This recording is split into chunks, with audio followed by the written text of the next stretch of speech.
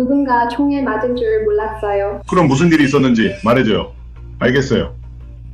그리고 더 이상 거짓말은 하지 마세요. 이 여자 올리비아 클랜디네는 남편과 남자친구가 있었는데 둘 다 서로의 존재를 몰랐어요.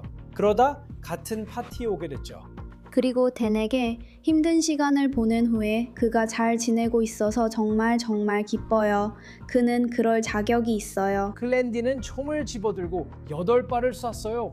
그 다음에 무슨 일이 있었을까요? 조사실로 들어가 보겠습니다. 그녀의 말을 믿기 어려울 겁니다. Law and Crime가 전해드리는 사건입니다. 저는 크리스 스튜어트입니다.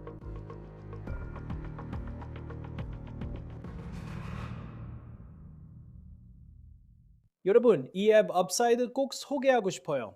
주유, 식료품, 테이크아웃 등에서 현금 환급받을 수 있습니다. 방법도 간단하고 무료로 다운받으실 수 있어요.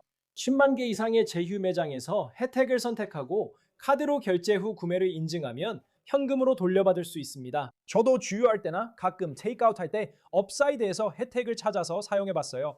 결제하고 나면 앱에 돈이 들어오고 그걸 바로 제 은행 계좌로 이체하면 끝입니다. 업사이드를 자주 이용하는 분들은 1년에 평균 254달러를 돌려받고 있습니다. 그래서 캐시백을 받으시려면 설명란에 링크를 클릭하시거나 QR코드를 스캔하신 다음 프로모션 코드 OTC를 입력하시면 첫 주유 시 갤런당 25센트 추가 보너스를 받으실 수 있습니다.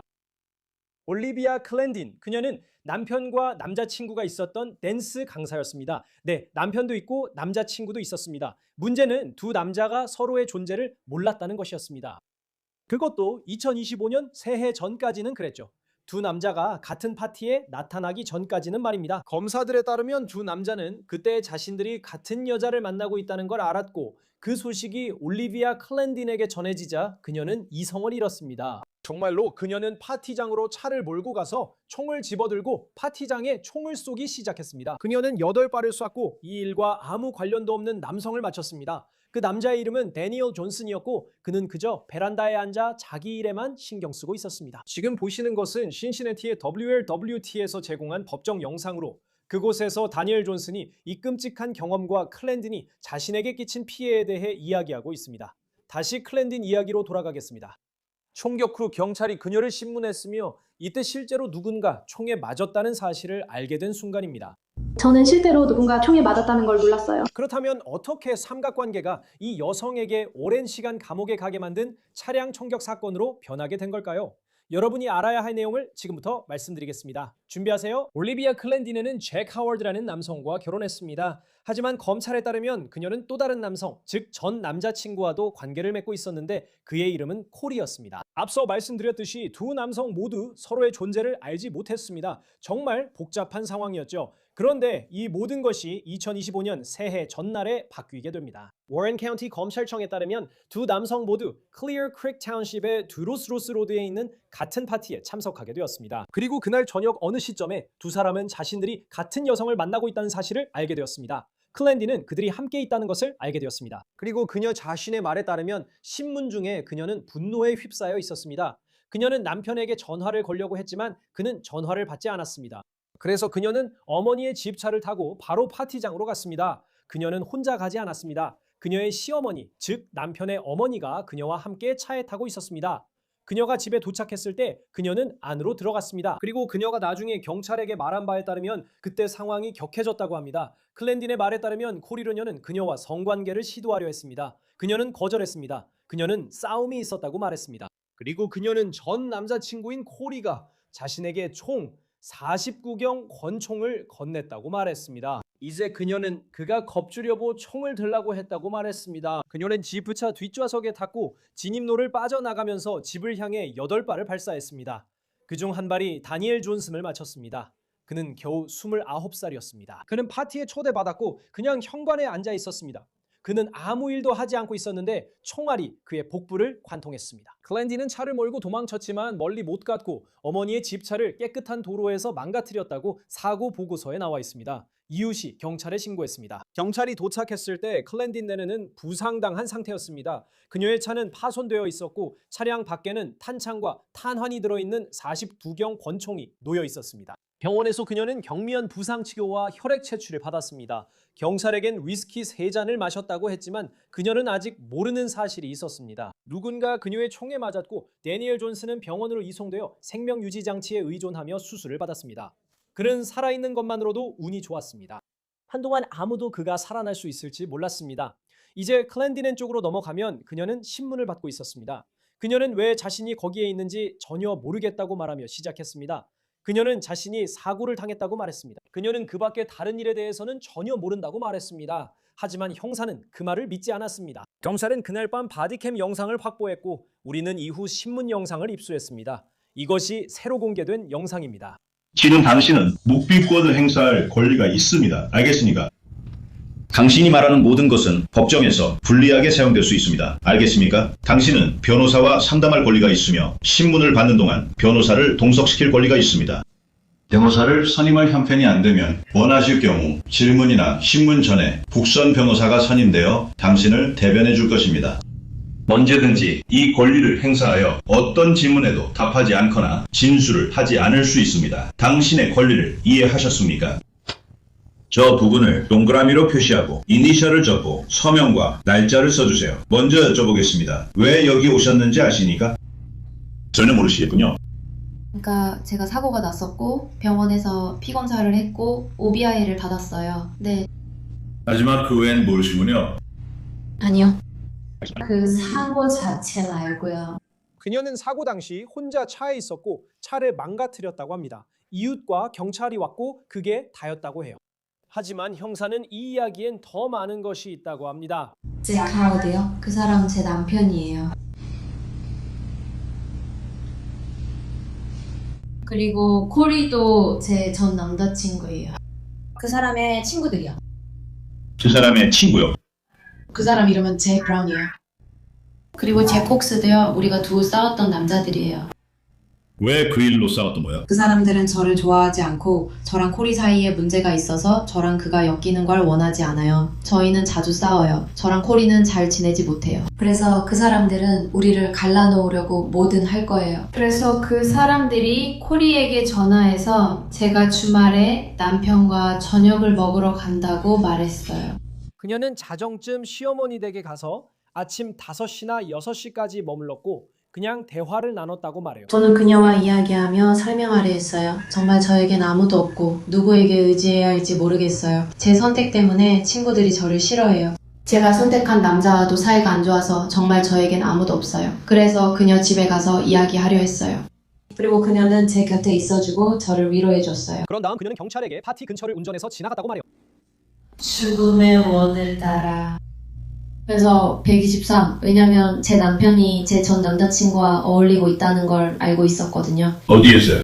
스프링보로에 있는 제 전 남자친구 집에서요. 123번 도로 근처요. 그리고 화이트너스 741번지요. 그리고 저는 방금 시어머니 댁에서 막 나왔어요. 호리 씨는 어디에 살아요? 스프링보로에 살아요. 말씀하신 집이 저 집 맞아요? 네, 알겠어요. 네, 여기가 그의 집이에요. 그는 바로 이 길에 집이 있어요. 그리고 이렇게 가로지르는 길이 있어요. 알겠어요. 집에 가기 전 언덕 꼭대기를 지나며 남편이 아직 있는지 보고 싶었지만 남편 차는 없었어요. 계속 갔어요. 그리고 남편에게 전화하려고 했어요. 남편은 전화를 받지 않았어요. 계속 제발 전화해달라고, 제발 나랑 얘기해달라고 했어요. 남편은 저와 얘기하지 않았어요. 저는 정말 화가 났어요. 집에 빨리 가고 싶었어요. 그때 가드레일을 들이받았어요. 무엇 때문에 그렇게 화가 났나요? 남편이 저와 얘기하지 않아요. 사고 때 남편에게 전화했나요? 네, 했어요. 사고 나기 전에도 여러 번 전화했는데 받지 않았어요. 그런데 사고 난 후에는 전화를 받더라고요. 그래서 저는 당신 때문에 차가 망가졌어요. 어디에 있어요? 라고 했어요. 당신 그가 어디 있는지 알고 있었고 그의 차도 봤죠? 아니요, 그의 차는 거기 없었어요. 저는 그냥 그가 아직 거기 있는지, 그와 함께 있는지 보려고 차를 몰고 지나갔어요. 그런데 그는 없었어요. 저는 그냥 뭐 어쩔 수 없지 했어요. 그리고 계속 그에게 전화하려고 했어요. 그가 어디 있는지 전화를 받는지 확인하려고요. 평범한 차였어요. 우리 엄마 차요. 그리고 나서 다시 그에게 전화했어요. 마침내 그가 전화를 받았어요. 그래서 저는 어디야? 라고 물었어요. 그가 어디에 있다고 했나? 그가 대답하지 않아 저는 나 방금 체포됐어 라고 했어요. 저 다칠 수도 있었잖아요. 그는 신경도 안 썼어요. 그래서 저는 그냥 뭐 어쩌라고 그 사람한테서 손 뗐어요. 그래서 엄청 화가 났던 거군요. 그 사람한테 정말 열받았겠네요. 네. 네, 왜냐면 제 전 남자친구랑 남편이 원래는 서로 사이가 안 좋은 사람들이 같이 어울리면서 저를 괴롭히고 있었거든요. 그런데 둘은 서로를 싫어해요. 저한테 너무 불공평했어요. 그래서 둘 다한테 말하려고 했죠. 나 좀 내버려둬. 그런데 둘 다 그러지 않았어요. 저는 코리의 집 앞을 지나갔는데 그의 차가 진입로에 없었어요. 그래서 얘 어디 있지? 라고 생각했죠. 그때부터 진짜 화가 나기 시작했어요. 정말 집에 가야겠다고 생각했어요. 너무 화가 나서 엄마 집에서 남편한테 전화하려고 했고 엄마 폰으로 전화하면 남편이 받을 거야 라고 생각했죠. 형사가 듣고 있어요. 그는 지금까지 참을성 있게 기다렸지만 이제 그녀에게 이 상황을 완전히 뒤집는 질문을 합니다. 총을 쏴본 적 있습니까? 총리 전시회 같은 데서 총을 쏴본 적은 있지만 재미로 쏴본 적은 없어요. 총 가지고 있어요? 소유하고 있나요? 아니요, 그러면 안 되죠. 그러면 안 돼요. 아니에요. 저는 가지고 있지 않아요. 당신 차에 아무도 없었다고 볼 이유는 없겠죠. 아니요, 제 차에 총은 없어요. 저는 제 차량에 총을 가져본 적이 한 번도 없어요. 알겠어요. 그런데 저는 당신 말을 믿을 수가 없어요. 이 모든 이야기가요. 무슨 말씀이세요? 오늘 밤 누가 총에 맞았어요? 자크나 코리요? 아니요. 자크나 코리가 아니에요. 그리고 사고 현장에서 당신 차 밖에서 탄창과 탄환이 들어있는 총이 발견됐어요. 당신이 나에게 거짓말을 하고 있거나 아니면 당신과 함께 있던 누군가가 멍청한 짓을 했다는 걸 알고 있는 거예요. 그리고 그게 사실이라면 당신이 그날 밤에 무슨 일이 있었는지 우리에게 말하지 않으면 당신도 똑같이 유죄가 될 거예요. 나는 당신이 나에게 거짓말을 하고 있다는 걸 알아요. 그리고 당신도 무슨 일이 있었는지 알고 있다는 것도 알아요. 모든 조각이 딱 맞아떨어져요. 그렇죠. 맞아요. 알다시피 누군가 총에 맞았잖아요.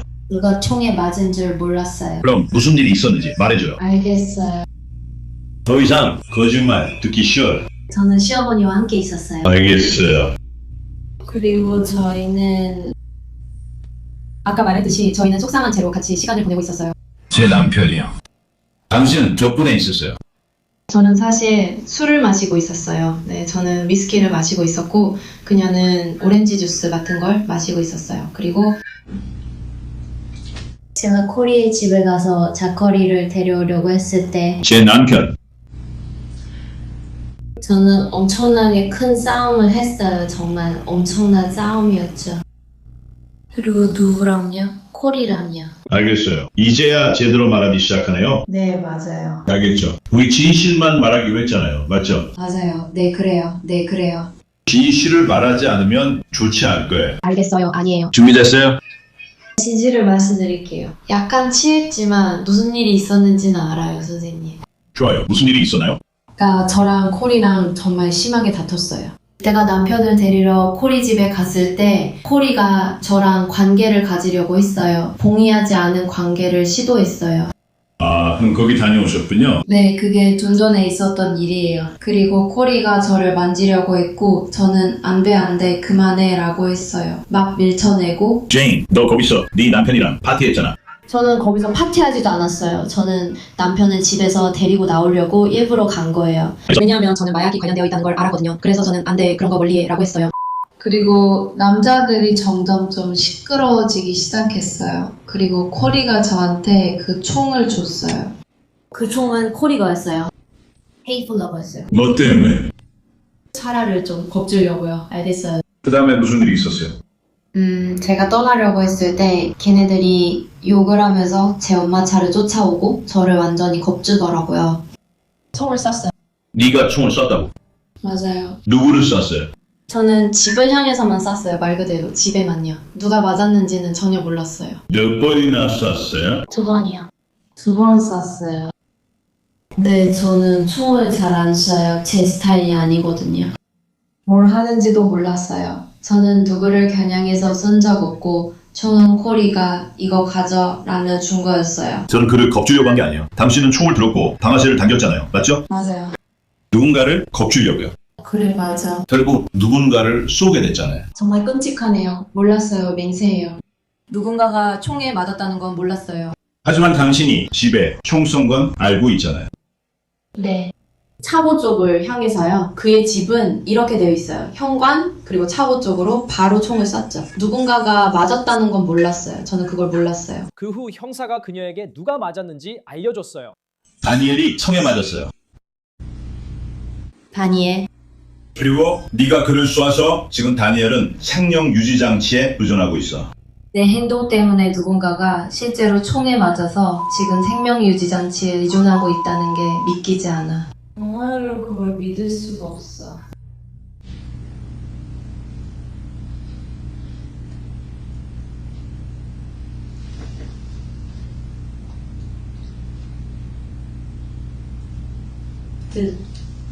그 사람들이 다니엘의 생존 가능성이나 그런 거에 대해 뭐라고 했어? 그건 아직 잘 모르겠어. 다니엘을 알고 있었어? 아니 전혀 몰랐어.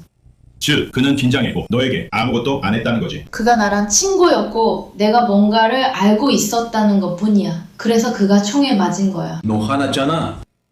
잘못된 사람에게 화를 낸 거야. 그리고 다니엘이 그 대가를 치르고 있어. 내가 맞으니까. 총은 어떻게 구한 거였지? 코리의 총이었어. 알겠어. 그 총은 어디서 났어? 그가 침실 매니 서랍장에서 나에게 건네줬어. 방에 들어가자마자 서랍장이 있고 매니 세 서랍 중 가운데 서랍에 있었어. 그가 너한테 건네줄 때 너는 침실에 있었어? 맞아요. 그가 너한테 뭐라고 했어? 그가 여기 이거 받아 라고 하고 그냥 그를 똑바로 보라고 했어. 정확히 그렇게 말했어. 이거 가져가서 그냥 그를 똑바로 봐. 그래서 네가 그걸 손에 들고 밖으로 나갔지. 그리고 그 사람들이 점점 더 심하게 말하기 시작했어. 점점 더 심하게. 뭐 그런 식으로. 나는 점점 더 화가 났어. 분노가 점점 더 쌓이고 있었어. 그리고 나는 나 좀 내버려둬 라고 했지. 그런데 그 사람들은 너는 어떠고 하면서 계속 떠들었어. 내가 떠나려 하자 그 사람들이 쫓아와서 너 진짜 멍청하다며 계속 뭐라고 했어. 정말 그랬어. 네가 걸어서 떠나고 있었어? 아니 난 차로 떠나고 있었어. 알겠어. 그냥 가고 있었어. 벌거벗은 채로. 뭐 어쩌라고. 나 좀 내버려둬. 이런 생각이었고 운전해서 떠났지. 그는 진입로에 있었어. 도로로 나가고 있었어. 언덕 위로. 거긴 언덕이야. 나는 그 언덕을 곧장 올라가고 있었어. 현관 앞에 앉아있는 사람이 있었나요? 내가 보기엔 없었어. 아니.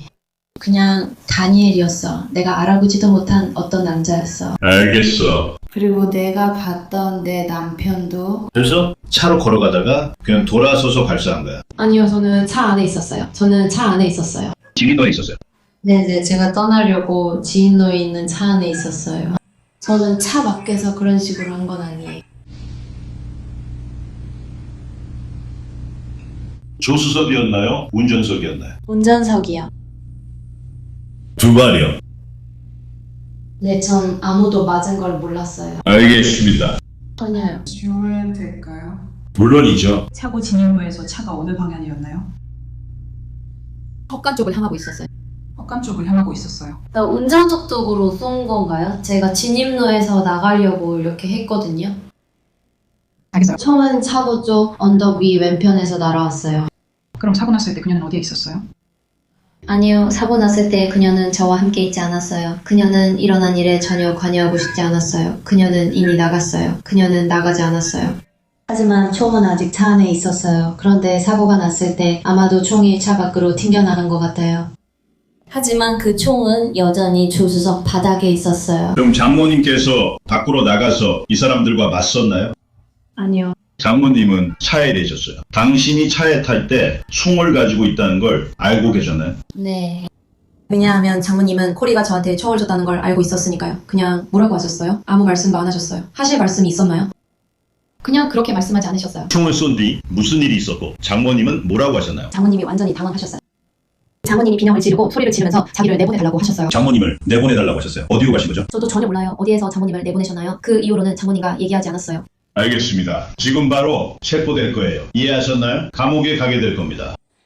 그녀가 신문실에서 한 말은 재판까지 따라가게 될 것입니다. 배심원단은 그녀를 살인미수, 중범죄 폭행 2건, 그리고 주거지에서 또는 주거지로의 불법 총기 발사 혐의로 유죄 판결을 내렸습니다. 몇 달 후 2026년 3월 26일 올리비아 클랜데너는 자신의 운명을 알기 위해 워런 카운티 법정에 앉아 있었습니다. 하지만 먼저 피해자인 다니엘 존슨이 발언할 시간이었습니다.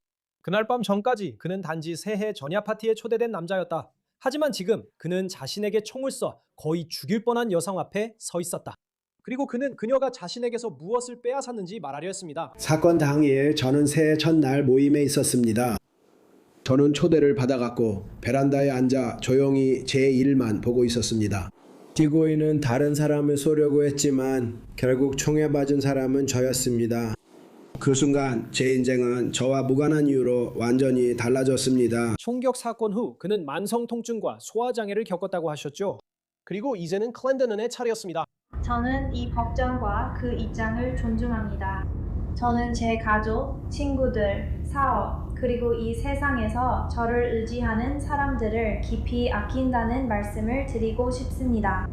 저는 제가 지역사회에 끼친 영향과 제가 코치하는 아이들, 그리고 그 아이들을 부모님과 함께 사실상 키운다는 점에 큰 자부심을 가지고 있습니다. 그리고 앞으로도 계속 그렇게 할 것입니다. 그리고 다니엘에게 그가 힘든 시간을 보낸 후에 건강하게 잘 지내고 있어서 정말 기쁩니다. 그리고 저는 진심으로 그가 멋진 미래를 갖기를 바라며 앞으로의 모든 일에 행운만이 가득하길 바랍니다. 감사합니다. 알겠습니다.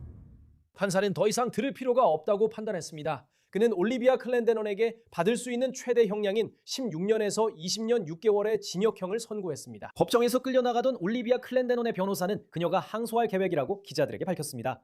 이것으로 사건에 대한 보도를 마치겠습니다. 러앤크라임과 전해드렸습니다. 유튜브와 스포티파이에서 구독해주세요. 저희는 피콕에서도 스트리밍 중입니다. 저는 크리스 스튜어트입니다. 다음에 또 뵙겠습니다.